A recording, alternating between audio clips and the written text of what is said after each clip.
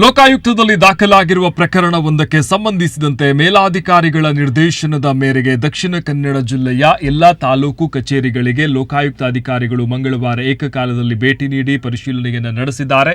ಇದರ ಭಾಗವಾಗಿ ಬಂಟ್ವಾಳ ತಾಲೂಕು ಕಚೇರಿಗೂ ಕೂಡ ಲೋಕಾಯುಕ್ತ ತಂಡ ಭೇಟಿ ನೀಡಿ ವಿವಿಧ ವಿಭಾಗಗಳ ದಾಖಲೆಗಳು, ಅರ್ಜಿಗಳು ಹಾಗೂ ಕಡತಗಳ ವಿಲೇವಾರಿ ಕುರಿತು ಪರಿಶೀಲಿಸಿತು. ಕಚೇರಿಯ ಸಿಬ್ಬಂದಿಯಿಂದ ಮಾಹಿತಿ ಪಡೆದ ಅಧಿಕಾರಿಗಳು ಪ್ರಕರಣಕ್ಕೆ ಸಂಬಂಧಿಸಿದ ದಾಖಲೆಗಳನ್ನು ಕೂಲಂಕುಷವಾಗಿ ತನಿಖೆ ನಡೆಸಿದರು. ಸಾರ್ವಜನಿಕರ ಕಡತಗಳು ನಿಗದಿತ ಅವಧಿಯಲ್ಲಿ ವಿಲೇವಾರಿಯಾಗಬೇಕು ಮತ್ತು ಅನಗತ್ಯ ವಿಳಂಬ ಆಗಬಾರದು ಎಂಬ ನಿಟ್ಟಿನಲ್ಲಿ ಪರಿಶೀಲನೆ ಮಹತ್ವ ಪಡೆದುಕೊಂಡಿದೆ. ಜಿಲ್ಲಾದ್ಯಂತ ನಡೆದ ಈ ಕಾರ್ಯಾಚರಣೆಯ ಕಂದಾಯ ಇಲಾಖೆ ವಲಯದಲ್ಲಿ ತೀವ್ರ ಚರ್ಚೆಗೆ ಕಾರಣ ಆಗಿದ್ದು, ಅಧಿಕಾರಿಗಳು ಪರಿಶೀಲನೆಯ ವರದಿಯನ್ನು ಮೇಲಾಧಿಕಾರಿಗಳಿಗೆ ಸಲ್ಲಿಸಲಿದ್ದಾರೆ.